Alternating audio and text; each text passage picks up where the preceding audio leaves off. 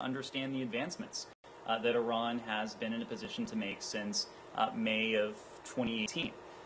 We continue to believe on the basis of all of that, and I can tell you our intelligence community, this building, others throughout the interagency constantly look at these issues. It is still the assessment of the United States government that a mutual return to compliance with the JCPOA would be profoundly in our national security interest. Still on Iran, anything else? Sure, Nike? Hi. UAE is returning its ambassador to Iran for the first time in 6 years to improve relationship. Do you have a U.S. assessment on this diplomatic detente? Well, the UAE, across a number of issues, has demonstrated time and again that it can play a constructive role in resolving and de-escalating sources of regional tension, including by enhancing its diplomatic ties. They also recognize, as do we, that this cannot succeed, this proposition cannot happen unless Iran ends the nuclear crisis that it has precipitated, and the United States, following a mutual return to compliance with the JCPOA, returns to that deal and lifts sanctions as part of that. We are on the same page with UAE and our other GCC partners. There is a broader trend towards de-escalation in the region. It's a trend we fully support. And in Secretary Blinken's phone call conversation with his South Korean counterpart last Friday, do you know if there is any discussion on freezing the Iranian funds in the South Korea banks? There was a public readout issued of that conversation. What I will say is that the Republic of Korea has been a stalwart partner in terms of sanctions enforcement, and our sanctions on Iran will remain in place until and unless there's a mutual return to compliance with the JCPOA. Ned, you mentioned that the U.S. is not going to remove IRGC from the FTO list. Did Iran decrease its financial and material support to foreign terrorists in the years when JCPOA was in effect?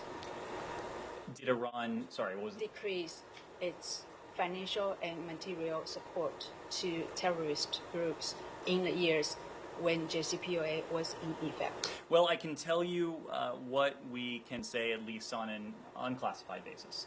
And that is something that observers of this dynamic were able to see with their own eyes.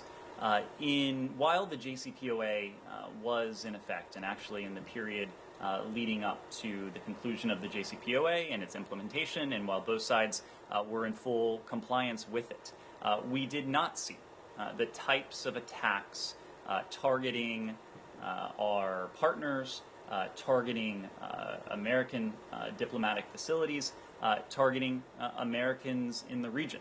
Of course, Iran became emboldened when the last administration opted to abandon the JCPOA, and in that period, whether this is causal, I couldn't say, but in that period we did note a marked increase in the number and the tempo of Iran-backed attacks against our partners, against our interests, and against our personnel and facilities.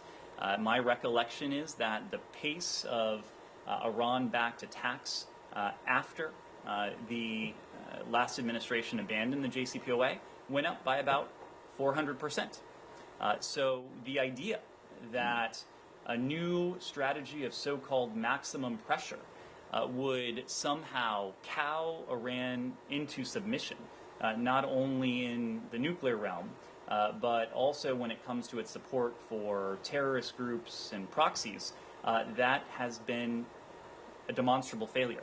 I made this point last week, but it is no longer a question of a thought experiment. What would happen if we tried an alternative path to constrain Iran's nuclear program and to constrain Iran more broadly? We have seen that play out before our eyes over the course of the past 4 years or so. We have seen an Iran with a nuclear program that has been in a position to gallop forward, the breakout time shrinking, in many cases month over month, going down from a year at the height to now weeks or less. We have seen Iran's funding and support to terrorist groups and its proxies continue, and in some ways, the implications of that becoming even deadlier. Certainly for a period during the final years of the last administration, after the last administration left the deal. When it comes to the FTO and the IRGC, look, the president has been clear. He's been firm, he's been consistent that he will not lift the terrorism designation on the IRGC. Iran's demand that we do so has been removed from the latest version of the text that we have seen. And that's part of the reason why a deal is closer now than it was 2 weeks ago. But the outcome of these ongoing discussions still remains uncertain, as gaps do remain. We, in the end, President Biden, in the end, will only sign off on a deal that meets our core national security interests. Well, are you saying that in your response to that between 2016, implementation day, 2016, January 2016, 2018, the U.S. could not detect any increase in Iranian support for its proxies in Iraq, Yemen, Syria? I did not say that. Matt, what I said is that between... I'm sorry, I thought that was...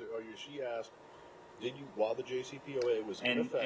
And I said, what I can say that is unclassified and that is apparent for at least observers of the region, was the sharp uptick in the pace and in some ways the lethality of the attacks that the IRGC and its proxies launched against our partners and our interests in the region. Her question was about while it was in effect. And I'm just not in a position to speak to what would be intelligence information about any Iranian funding of the IRGC. This goes back to the points that you know well, Matt, from that's why I'm asking, from 2015 and 2016 that Iran did, of course, receive sanctions relief in return for the permanent and the verifiable limits that were imposed on its nuclear program, in return for the assurance that we in the international community had at the time that Iran would not be in a position to obtain a nuclear weapon.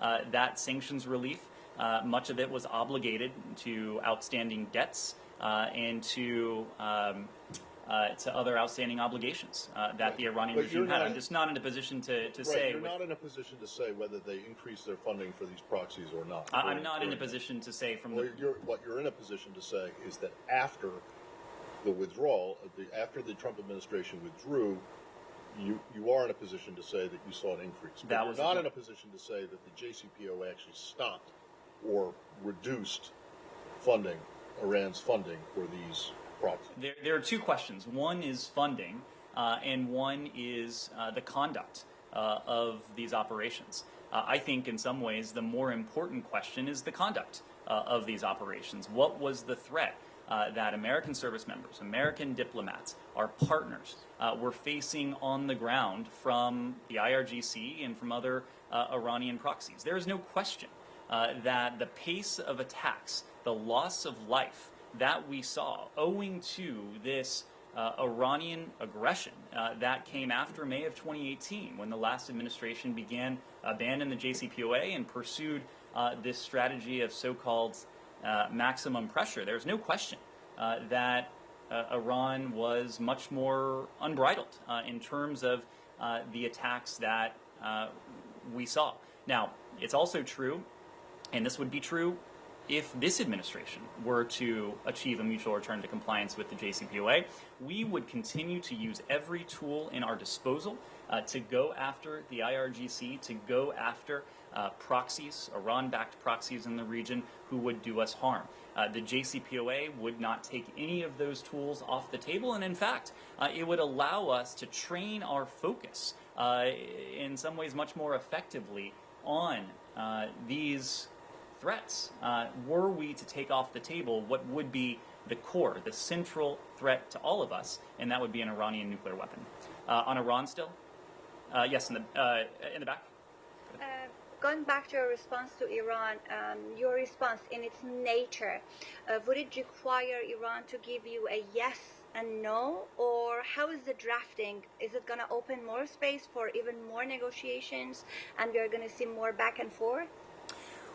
Well, again, I'm not in a position to detail negotiation that is taking place through the EU. We're conveying our feedback directly and privately to the EU, but I will say this, had there been a clean Iranian response, a clear yes answer, I'm not sure that we would be in a back and forth the way we are now. As we said at the time, the draft that the EU has put on the table, what the EU has called the best and the last proposal, that was substantially based on the March agreement that Rob Malley and his team were painstakingly involved in bringing to conclusion.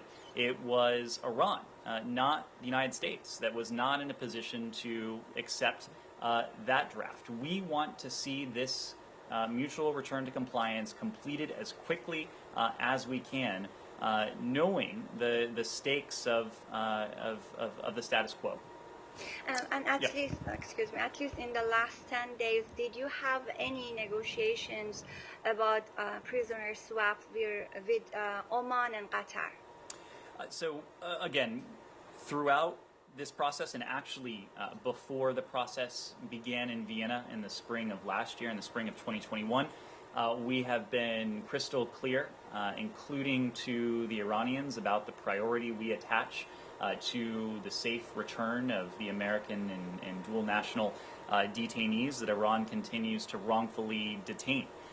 We are in a position to convey those clear and unequivocal messages regularly, and it is not dependent on negotiations regarding the JCPOA, and in fact we have sought to see to it that the issues are not linked just because the JCPOA continues to be an uncertain proposition. Anything else on Iran? On Iran? Okay, Alex? Oh, okay. Go ahead. Yes, Jenny. Thank you, Nida. And South Korea. Last weekend, Secretary Blinken and South Korean Foreign Minister Park Jin held a telephone conversation, and these two secretaries talked about the Inflation Reduction Act, where South Korea's Samsung and Hyundai companies have promised a huge investment in the United States. But if they don't generate profit for electric vehicles production, it's something to consider. But how does the Inflation Reduction Act affect South Korea? Well, this is a piece of legislation, and for much of this, I'll defer to my colleagues at the White House. But this is a piece of legislation that redounds positively not only here at home, but also for our positioning on the world stage. We've often talked about, for our part, how one of the key drivers of our influence and our strength on the world stage is what we're doing here at home. And this is an important piece of legislation that was worked on over the course of many months that will allow us to carry forward key elements of the domestic agenda that also will move us forward on the world stage. The Secretary office has issued a statement on the climate elements of this deal and what this will enable us to continue to advance here at home, but we also recognize that as we continue to speak to partners around the world about the importance of meeting their ambitious climate goals and commitments, that we need to be in a position to demonstrate that we're making progress here at home. So across the climate issue, across a number of issues, this will be important for us. But for any implications for South Korea, I would need to refer you to colleagues. On North Korea, the North Korean leader Kim Jong-un's sister, Kim Yo-jong, has announced that North Korea has rejected the South Korean government bold plans proposal for North Korea. She also said that the North Korean nuclear program cannot be negotiated with economic cooperation. After all, North Korea is not willing to give up its nuclear weapons. what is the United States position on North Korea's unwillingness to denuclearize? Well, we're not going to get into a back and forth with the DPRK on this. We've been clear about our support for the bold or the ambitious plan that the South Korean administration has put forward. It's a plan that's entirely consistent with our approach to the DPRK's nuclear weapons program, to its ballistic missile program, in that it sees the potential for practical, if incremental, advancements towards the complete denuclearization of the Korean Peninsula. That's really at the heart of our approach to the DPRK. As part of that, over the course of many months now, we have conveyed publicly, we've also conveyed repeatedly privately to the DPRK that we are ready and willing to engage in that dialogue and diplomacy. The DPRK has more recently heard that same message from the new administration in South Korea. We believe it is incumbent on the DPRK to respond, and to respond affirmatively to that, knowing that, believing that we can achieve progress towards what is a collective goal. In the meantime, we're going to continue to stand by our treaty allies, the ROK, Japan, other allies in the Indo-Pacific, and to ensure that we are postured appropriately through defense and deterrence against any threats or provocations we may collectively face from the DPRK. But no matter how much the United States and South Korea throw sweet candy to North Korea will not take it, because North Korea has already crossed a level of no return. Do you have any alternate tools for the? We've seen periods of engagement from the DPRK. We've seen periods of provocation from the DPRK. It's very clear that we are in a period that has been characterized by the latter. Far be it from me to try to surmise or to assess what it is that the DPRK seeks in its provocations, but we are going to continue to be clear about what we are prepared to do and what we seek collectively to achieve with our South Korean allies, with our Japanese allies, and we'll continue to convey those messages both publicly and directly to the DPRK. Yes. Earlier today, Saudi Minister of Energy said that OPEC Plus has all the means to deal with challenges, including cutting production at any time and in different forms. What do you make of this statement? We're not a member of OPEC, we're not a member of OPEC Plus, but of course we do have close relations with many members of OPEC Plus. It has been a topic of discussion, ensuring a steady supply of global energy on a bilateral basis, on a multilateral basis with our partners around the world. Those conversations will continue, especially as we face an energy situation that has been made all the more acute by Russia's aggression against Ukraine. We, for our part, have done what we can, both domestically here at home by tapping into our strategic petroleum reserve at an unprecedented pace, by working with allies around the world, including in regions literally halfway around the world, to surge supplies of LNG to our allies and partners in other regions of the world that may experience a need for it, especially as the winter months approach. Together with our European partners, we've also launched a task force focused on the long-term implications of energy, how we can accelerate that transition to renewables, and how we can transition away from dependence on Russia and other unreliable, undependable sources of global energy. Those discussions are continuing, as will our discussions with members of OPEC on this. Can you give us an update on the U.S. mediation between Lebanon and Israel regarding the maritime borders? And is Mr. Hochstein heading to the region soon? I don't have any travel for Amos Hochstein to announce at the time. We do, and he does, remain in touch with the parties in the region. For our part, we remain committed to facilitating negotiations between Lebanon and Israel to reach a decision on the delimitation of the maritime boundary. Progress towards a resolution can only be reached through negotiation by the two governments, and we welcome the consultative and open spirit of the parties to reach a final decision, which has, we believe, the potential to yield greater stability, security, and prosperity for Lebanon as well as Israel, as well as for the region. And we believe that a resolution is possible. One more question, please. Is the agreement that you were working on between Lebanon and Egypt and Syria to bring gas from Egypt is dead? Is that now dead? Is that now dead? Yeah. This is about the maritime issue. We're speaking to the delimitation of the maritime boundary in this regard. Yes. Questions on Russia, Ukraine, but first thing first. This week, Ukraine celebrates its Independence Day. President Zelensky warned that there will be particularly nasty Russian attack ahead of the holiday.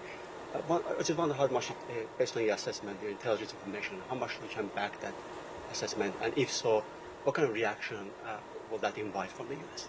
I don't have any intelligence. You won't be surprised to share from the podium. But what I can tell you, Alex, is that we are going to mark together with our Ukrainian partners Ukrainian Independence Day on Wednesday.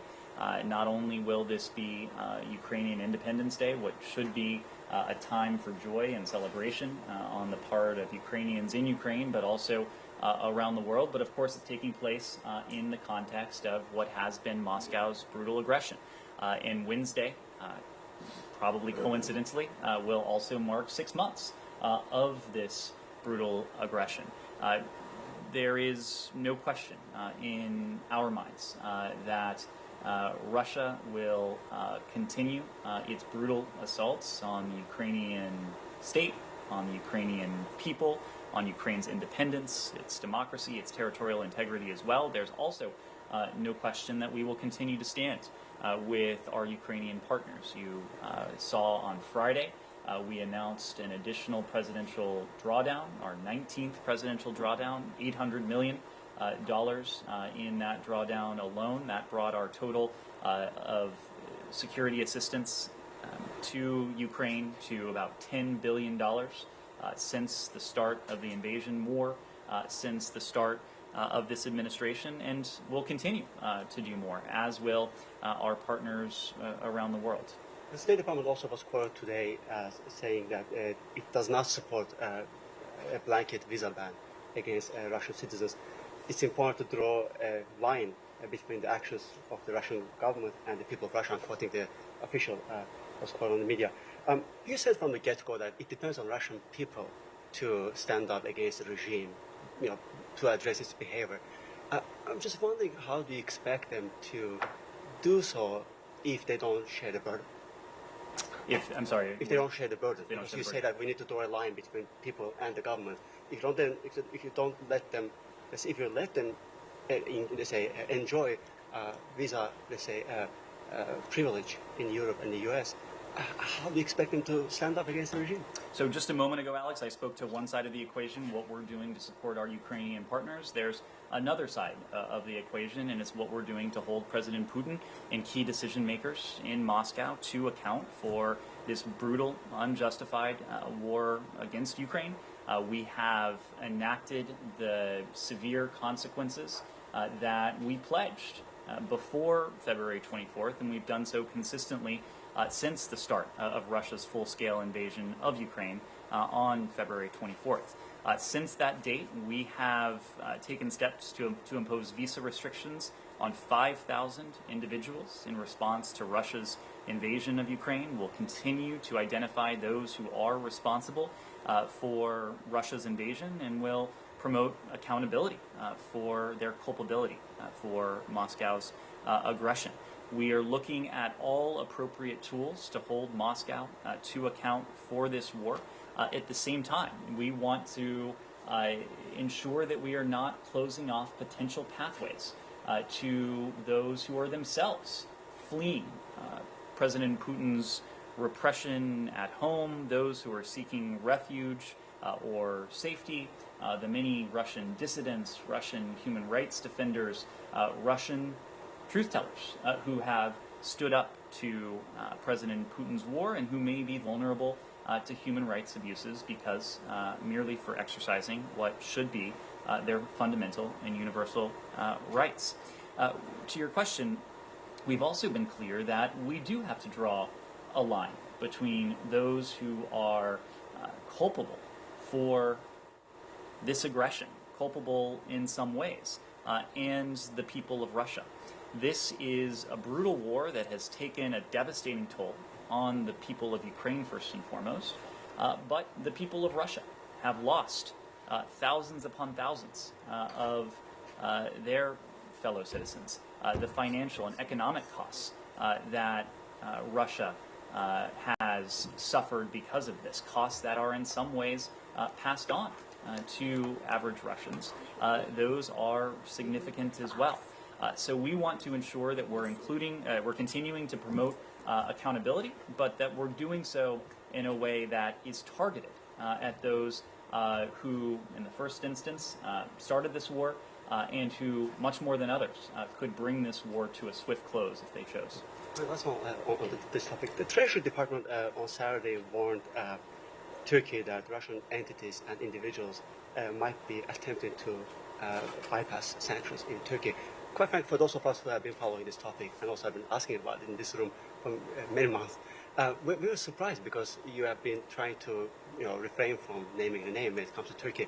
Do you have any further information that you are jumping ahead right now and bringing it, raising this in front of Turkish officials? Nothing specific to share beyond the fact that senior officials do regularly engage with counterparts, including in person, around the world to share information, to see to it that collectively we're doing all we can to uphold the existing sanctions regime, to close loopholes and escape hatches where they may exist, and to work together with partners to identify potential additional targets that we can pursue against Russia to continue to promote that accountability. The concerned that Russian people, Russian citizens and individuals have been engaging in same activity in the South Caucasus, Azerbaijan, Georgia, Armenia. Are you prepared to issue same warning?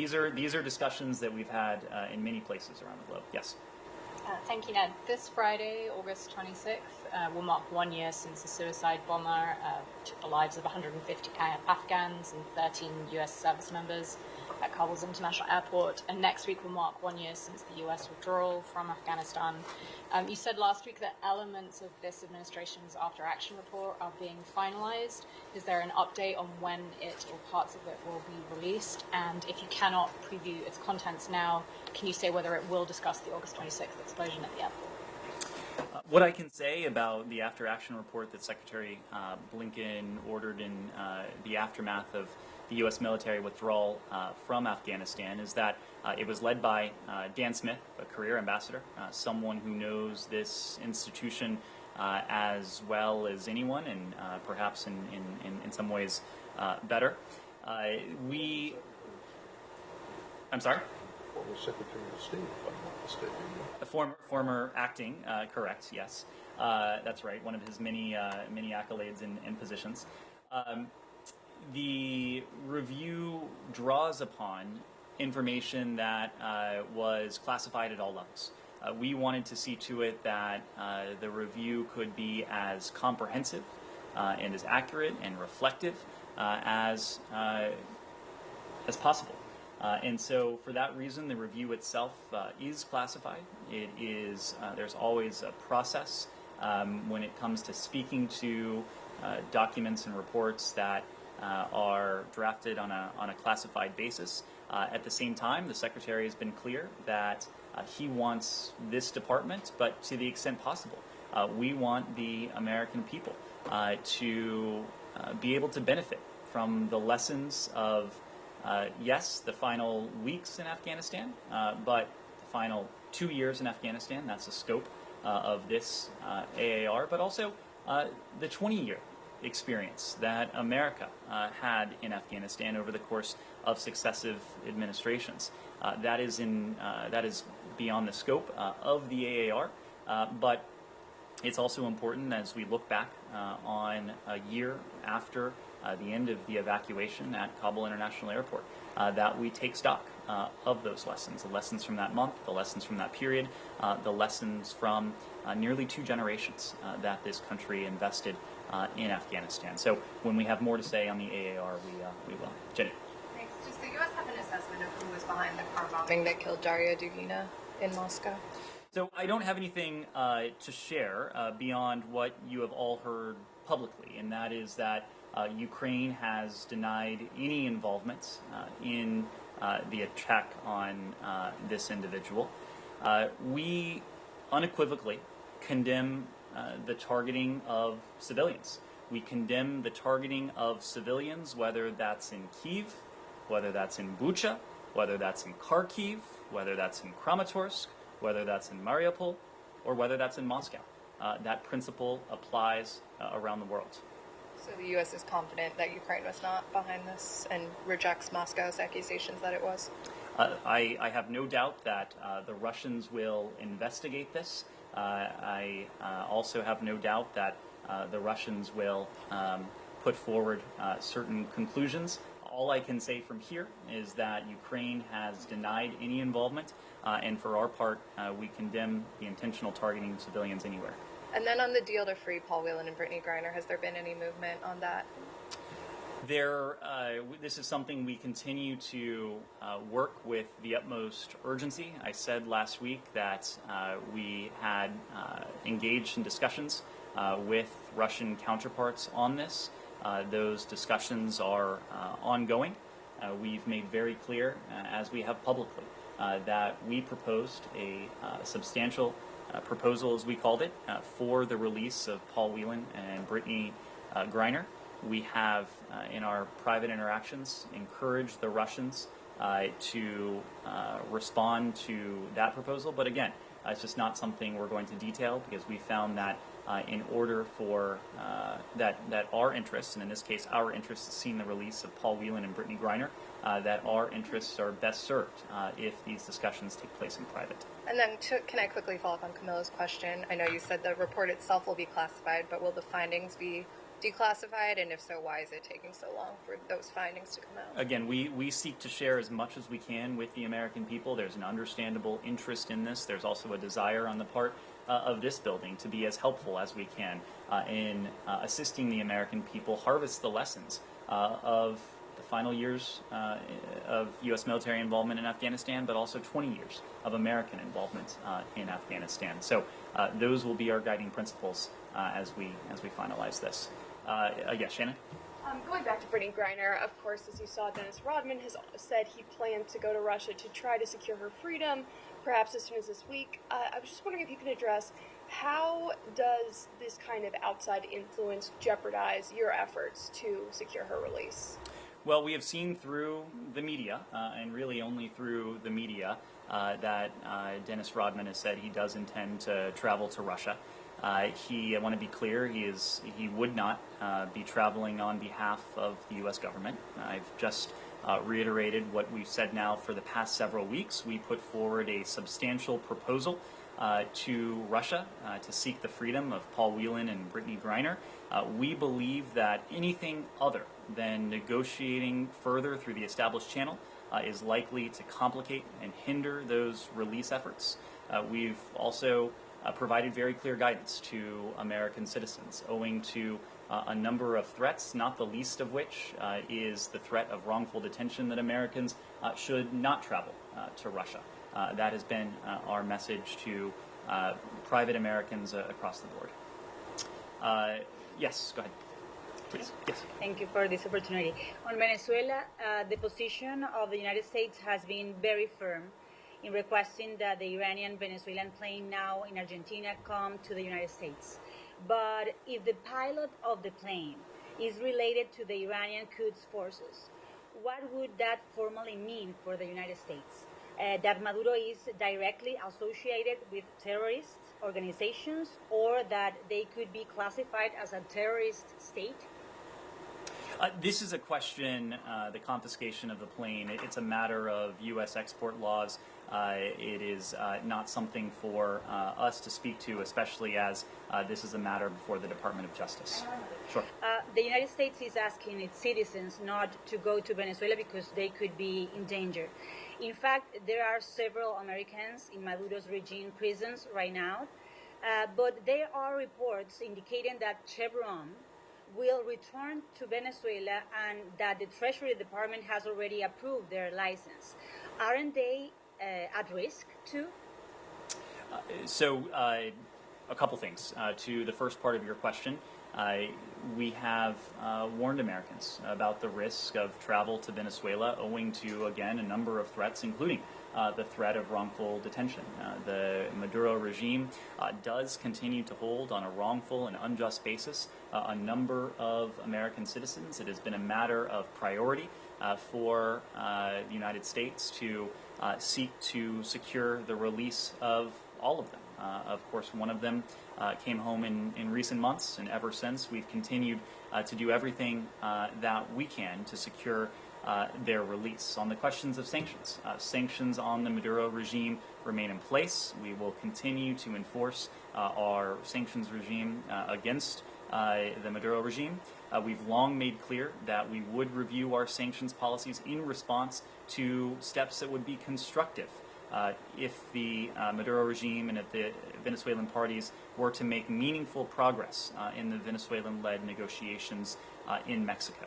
At the same time, we've also been clear that we will review our sanctions posture should the Maduro regime, on the other hand, fail to negotiate in good faith or to follow through on those commitments. But is that official that Chevron will return to Venezuela to handle the export of Venezuelan oil? Can you confirm that? I can't confirm that. I'm not going to speak for a private U.S. company, but what I can say is that our sanctions on the Maduro regime remain in place. They will remain in place until and unless there is demonstrable progress towards fulfilling the democratic aspirations of the Venezuelan people. If the Maduro regime fails to make good on its pledge to negotiate in good faith, we also have the potential to calibrate those sanctions in the other direction. Here's the last one. Analysts suggest that the United States could exchange Alex Saab or Maduro's nephews who are serving sentences here in the United States for American hostages there. Is that a real possibility? And also, if you can confirm that, as Maduro said, that U.S. is going to reactivate Caracas-Miami flights, and if there is a plan to open the embassy in Caracas. Thank you. On American detainees, the same points I made about Paul Whelan and Brittany Griner applies to the wrongful detainees in Venezuelan custody. It does not do their cases, their prospects for prompt release any good if we were to speak about them publicly. I can assure you we are working these cases as a matter of utmost priority. Our special presidential envoy for hostage affairs, Roger Carstens, has now made a couple trips to Venezuela to work on these cases and will continue to do that quietly in an effort to make progress. Simon. On Pakistan, I wonder if you had any reaction to the charges that were brought against former Prime Minister Imran Khan for under an anti-terrorism law because of a speech that he made where he accused, he made some comments about the police and a judge, specifically this anti-terrorism law that's been used. Do you support or do you believe that that's appropriate to use an anti-terror law against a speech, given your focus on human rights at the center of policy? We're, of course, aware of the reports about the charges. This is a matter for the Pakistani legal and judicial system. It is not directly a matter for the United States, and that's because we don't have a position on one political candidate or party versus any other political candidate or party. We support the peaceful upholding of democratic, constitutional, and legal principles in Pakistan and around the world. Just a separate issue. I wonder if you said last week you were studying the case of Salma al-Shahab, who was sentenced to 34 years in Saudi prison. has that study garnered anything? Have you come up with an assessment of whether that's a reasonable sentence for an activist? Well, reports of Samal Shahab's 34-year sentence are deeply troubling to the United States. We have raised our significant concerns with Saudi authorities. We have made the point to them that freedom of expression is a universal human right to which all people are entitled. And exercising those universal rights should never be criminalized. Advocacy for women's rights should, of course, never be criminalized or punished. We note the exceptional length of the sentence. We note the exceptional travel ban that would be imposed after she were to finish this sentence. As I said last week, we're following this case very closely. We've had a number of conversations with our Saudi counterparts in recent days. We'll continue to have those discussions and conversations and to raise our concerns privately with the Saudi government. What was new in that since you spoke to it last week? Our language is somewhat different. Of course, we've called it deeply troubling. That itself. Has anything happened between when you last spoke to it and now, in terms of your discussions with the Saudis or anything else? We've had a number of discussions with the Saudis, yes. Said. Thank you. On the Palestinian organization, The Guardian just wrote a lengthy report that the CIA is not convinced that the evidence that the Israelis submitted amounts to what it purports to be. And my question to you, someone who appreciates the veracity of the CIA's findings, will you now use this or to backtrack on this issue and perhaps take a different position in support of these human rights organizations? Saeed, I believe the article you're pointing to cites what it purports to be a leaked intelligence assessment. Of course, I'm not in a position to confirm or to speak to any intelligence assessments. What I can tell you is what I said last week. We're in direct communication with our Israeli partners regarding further information about the actions that Israel took against these NGOs. We continue to seek additional information from our Israeli partners. The fact has not changed that we remain concerned about the impacts of the closure of the offices of these Palestinian NGOs in and around Ramallah. And we've made clear to our Israeli and to our Palestinian counterparts that independent civil society organizations in the West Bank and in Israel must be able to continue their important work. We value the work of civil society, including the monitoring of human rights violations and abuses that independent NGOs undertake in the West Bank, in Gaza, and Israel, and elsewhere around the world. As you know, we have long designated the PFLP as a foreign terrorist organization, also as a specially designated global terrorist organization. We, at the same time, have not designated any of these NGOs, nor have we funded any of these groups over the years. But we're continuing to seek additional information from our Israeli partners. Ned, the article notwithstanding, 9 of your allies, among them Germany and France and other countries and so on, basically said, to use the president's favorite word, that, this connection with the PFLP is a lot of malarkey. It's non-existent. They are basically trying to dry up the funds to these organizations that speak on behalf of Palestinian human rights. So, there's nothing there, so to speak. So, my question to you, it's been, and we talked about this, Matt asked you, I asked you last week, it's been since October 26th last year, how much longer do you need? I spoke today with one of the organizations, and basically they threatened Shawan Jabarin, his name for the record, the head of the organization. Then when he did not respond to them, they called one of the staff members, a woman, and they threatened her and threatened her 14-year-old daughter. This cannot go on. This is something that really just gnaws at the crux of what you stand for on the issue of human rights. Saeed, to your question, the fact has not changed. We are concerned by what we saw last week. We've had conversations with our Israeli partners. We have sought additional information. They have pledged to provide additional information. We have continued to be in touch with them. This goes back, as you alluded to last year. In the aftermath of the designation of these organizations, the Israelis provided us with a rather large amount of information on the basis for their designations. This was a lot of information. It was information that we in turn provided to our partners throughout the U.S. government, some departments and agencies with expertise in these matters who could analyze this information along with us. As I said last Thursday, we have not seen anything to date, anything that has been provided to us privately or anything that we've seen publicly that has caused us to change our position on or approach to these organizations. Now, our relationship with these organizations has always been slightly different than the relationship that our EU allies have had. We, for our part, have not funded these organizations, but neither have we designated them. And again, we have not seen anything in the information that was provided last year or that has been provided more recently that would change our position. I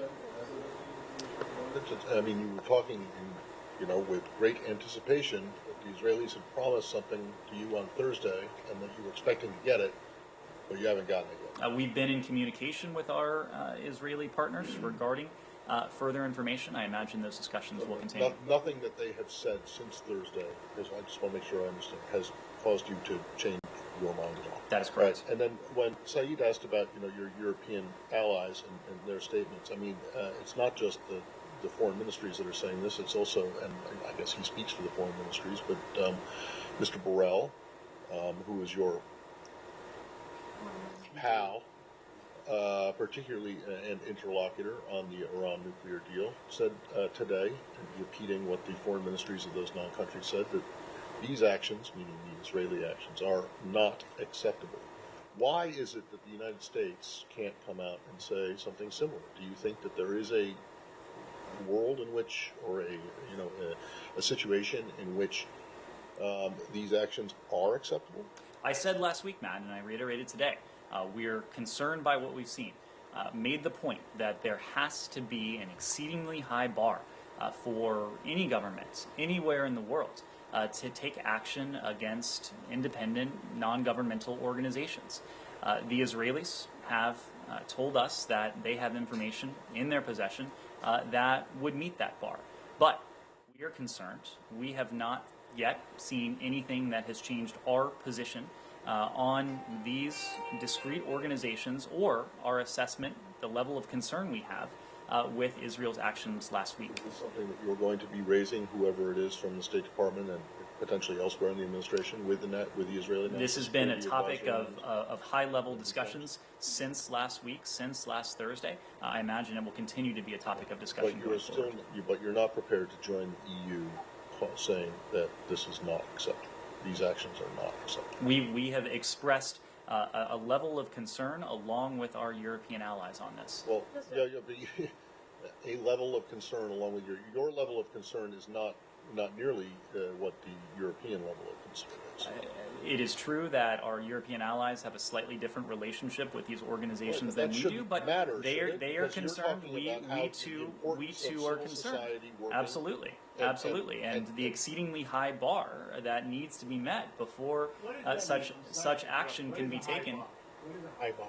What does that mean? There needs to be an adequate predicate before action can or should be taken against independent NGOs. Ed, you know perfectly well, there is not an hour that goes by without Israel violating dozens of human rights violations against the Palestinians. Now they don't have these organizations as a recourse.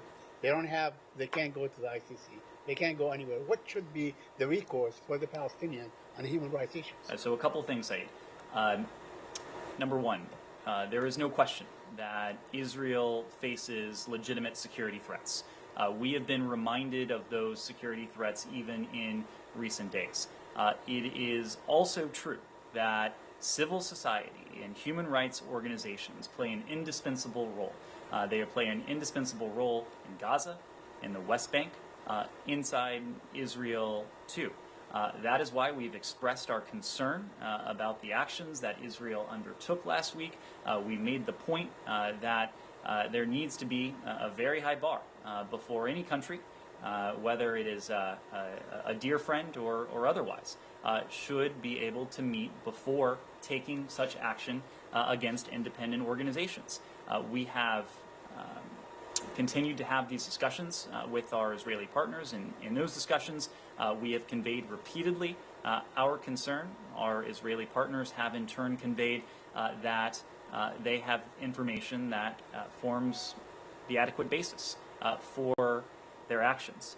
So we are going to continue to seek that additional information to understand the basis that they point to, but as of yet, we have not seen anything that mitigates our concern. Just to follow up on this, you repeated the word concern maybe 10 times. I didn't count, but maybe around 10 times. I'm just intrigued to know, how do you translate the concern? How do you translate it when you talk to the Israelis, since you're really very concerned? Practically, how do you translate this concern? There's no need to translate. We are plain spoken. We are conveying this very clearly and directly. We don't want there to be any ambiguity about the level of concern. Now again, our Israeli partners have pointed to information that they have in their possession. That's why we continue to seek additional information to try to understand what they are pointing to. But we have been very clear in public, but also in private, about the level of our concern. Yes. Just quickly on Serbia-Kosovo talks, the path forward. Specifically, can we expect Secretary Blinken to convene a meeting either by phone or in person here in DC before September 1st, that we know that's the deadline for the solution to be found, with the President of Serbia, Vučić, and with Prime Minister Hoti? I also understand it has been announced today that Ambassador Hill in Belgrade is having a meeting with the Serbian president tomorrow. So what is the expectation for that meeting as well, if you can speak a little bit to that as well? Thank you. So we've been deeply engaged in this. We've been deeply engaged as an observer to the EU-facilitated dialogue between Kosovo and Serbia. Just as I said last week, our understanding is that talks are ongoing. We are watching. We're doing so in partnership with the EU. We're encouraging both sides to use the dialogue effectively. It's a dialogue that we very much support, and we think that it's incumbent on both parties to use this opportunity to the fullest extent to advance their discussions on normalized relations centered on mutual recognition as well. I can also say that in addition to the observer, Das Escobar, we had in Brussels, Das Escobar is traveling to Pristina and to Belgrade to support the dialogue, to continue to show our high-level interest and engagement in this issue. He traveled, of course, to Brussels last week, and he'll soon be traveling to Pristina and Belgrade to continue our support for the dialogue. Yes? And Secretary Blinken, this is what I asked at the beginning, can we expect him to convene a phone call or in-person meeting with the leaders of Serbia and Kosovo? If we feel that the Secretary's engagement over the phone or in person is the indispensable ingredient to getting something like that over the finish line, Secretary Blinken doesn't hesitate to pick up the phone and to have those conversations. Yes? This question is on Mexico. It has been reported that Secretary Blinken is planning to visit Mexico sometime around mid-September. This in the middle of a security crisis in Mexico and trade tensions between both countries. Can you confirm whether the trip is on the works? I'm not in a position to announce any travel, but of course we have a number of interests with Mexico. We held a high-level economic dialogue. I believe it was last year, extraordinarily successful engagement in our mind. We want to continue those discussions on economic issues. There are a number of opportunities to discuss the other shared interests that we have with Mexico, whether it is security, whether it's counter-narcotics, whether it's trade, whether it's investment, and we'll take advantage of every opportunity to do that. On a related question, President López Obrador from Mexico has denounced repeatedly, most recently last month, a tweet by Secretary Blinken where he expressed concern about violence against journalists in Mexico that was published back in February. Does these attacks by the Mexican president would prevent the secretary to continue advocating for Mexican journalists which are facing a record, year of violence? What the secretary pointed out is the danger that journalists around the world face, and there's no question that journalists in Mexico have come under threat. Too many have lost their lives. There's also no question that President López Obrador has voiced his full support for accountability for these killings. We certainly welcome the statements that we've heard from the Mexican government condemning these actions against independent media voices who have been silenced by non-state actors. We'll continue to work with our Mexican partners to address some of the underlying security challenges that have posed an increased level of danger to not only to reporters, but to those in parts of Mexico. Thank you. Thanks. Yes. After Secretary Blinken's phone call with South Korean Foreign Minister last Friday, the readout referred to the importance of bilateral cooperation for the stability in the Taiwan Strait. Could you provide more detail about what was discussed on this topic?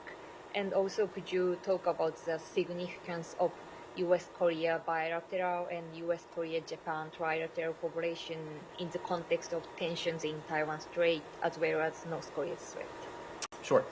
So I've already said this once today, but I'm not in a position to specifically go beyond the readout of that call. But the point you allude to refers to the fact that we share not only values, but a number of important interests with our allies in the ROK. And one of those important interests is stability across the Taiwan Strait. This is an important global crossroads. An enormous amount of global commerce passes through the Taiwan Strait over the course of some 4 decades now. The United States and our allies and partners in the region have stood up to defend and to preserve that status quo, knowing just how important it is, not only to the people on Taiwan, but to other countries and stakeholders in the region. When it comes to Japan and the ROK, we have made clear that we view trilateral cooperation between and among these 3 countries as pivotal to a number of shared interests we have. We most often speak about it in the context of the DPRK's weapons of mass destruction programs, but at our heart, at our core, we share an enduring interest in a free and open Indo-Pacific region. That is really what connects us in terms of our interests, in terms of our values as well. To Japan and the ROK, it is at the heart of our desire to see the status quo across the Taiwan Strait and stability across the Taiwan Strait be preserved. It's something that we regularly discuss with Japan, with the ROK, and of course it's been a topic of discussion recently, given some of the efforts on the part of the PRC to undermine stability and to undermine the status quo that has been at the heart of cross-strait relations for some 40 years. Yes, Michelle? Yep. Do you have any readout on the phone call that Senior Advisor Hochstein had today with Lebanese Deputy Speaker Abu Saab? I don't, beyond what I said earlier, that we've remained in touch with the parties. Senior Advisor Hochstein was in the region several weeks ago. Since returning, he's been in regular contact with the parties. And any comments on the regional summit that was held in Egypt today? Is it related to the U.S. possible return to the JCPOA, do you think? I understand this was a summit between Egypt, Jordan, the UAE, Bahrain, and Iraq. Would, of course, defer to those governments to speak to their objectives, but generally speaking, we support efforts to bolster regional cooperation and security, but I need to refer you to those governments to characterize their meetings. Last question, Matt, yes. on Iraq. Is the U.S. government playing any role in solving the disputes between the Iraqi government and Kurdistan government? And the oil is the main issue here. We have, and we made a point of this last week, but we've been in regular touch with our partners in Baghdad, with our partners in Erbil. We want to see a de-escalation of tensions between our partners. We, of course, have good relations both with the central government and with the KRG. It's our goal to do everything we can to support the improvement of relations between Iraqi and Kurdish authorities. I'll take a couple of final questions, Gita. Go ahead, Gita. Gita, go ahead. No, yes, go ahead. Thanks. I want to go back to Iran very briefly. You said that Iran has dropped the IRGC FTO demand. Is it your understanding that this is a permanent decision on the part of Iran, or should the JCPOA be revived, it may be brought back up again by them?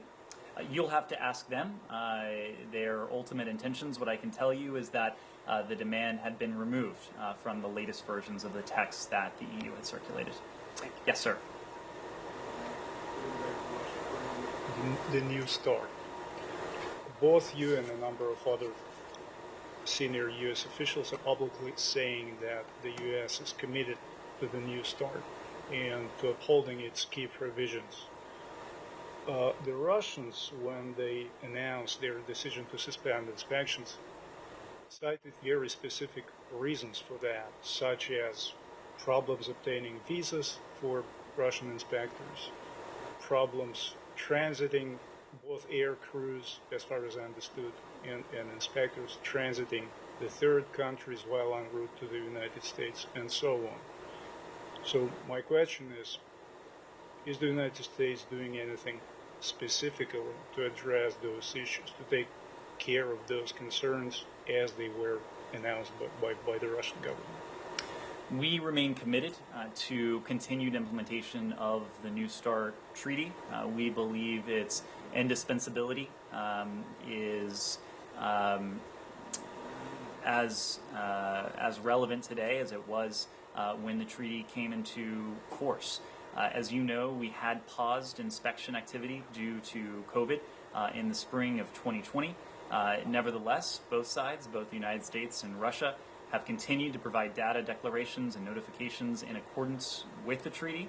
Our sanctions and restrictive measures imposed as a result of Moscow's brutal, unjustified aggression against Ukraine are fully compatible with New START. They don't prevent Russian inspectors from conducting New START treaty inspections in the United States. This is something that we have engaged Russia on. We will continue to engage the Russian Federation in an effort to resume inspections through diplomatic channels. Well, they're not saying that the sanctions per se prevent them from carrying out the inspections. They're saying that as a secondary, maybe even an unintended result of those sanctions and some other things, those problems did arise. So, anything? Are you working on that specifically? We've engaged the Russians on this. We've been clear from our side that the sanctions and other measures we've imposed in no way restrict or are in no way incompatible with our obligations under New START. Final question. Go. Taiwan and China, you just mentioned Taiwan Strait, the stability of Taiwan Strait. How close is the United States monitoring Chinese action after the visit of Indiana governor who visited Taiwan, who was the first governor to visit Taiwan since the pandemic?